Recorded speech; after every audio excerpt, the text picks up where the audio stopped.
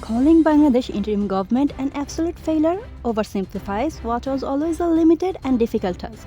When it took office in August 2024, the country was coming out of a sudden political collapse. State institutions were weakened, the economy was under strain, and public trust was at its lowest point in years. This was not a situation where quick or perfect governance was realistic. The government's main responsibility was to guide the transition, and on that front, it has delivered at least one clear result. By setting 12 February 2026 as the election date, it has drawn a visible line back to elected rule. In a country where elections have often been disputed or controlled, simply fixing a date and sticking to it matters. The plan to hold a referendum on constitutional and electoral reforms at the same time also gives voters a direct say on changes that have traditionally been decided behind closed doors. One of the quieter but more important changes has been in the judiciary.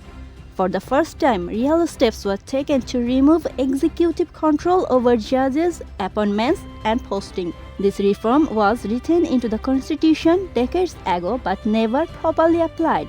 It may be greater than many of government's more visible actions. The interim administration also stepped in as the banking system was heading towards serious trouble. Several banks were close to collapse after years of political interference and misuse. Emergency measures prevented a wider crisis.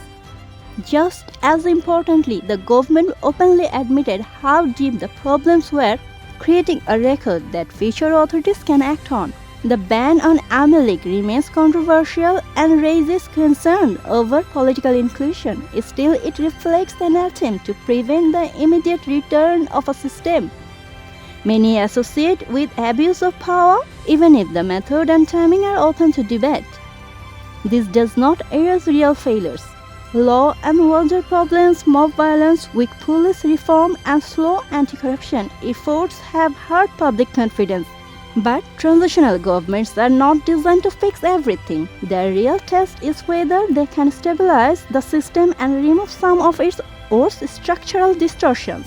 Seen in that light, the interim government's record is uneven but far from an absolute failure. That level says more about political frustration than about what has actually happened.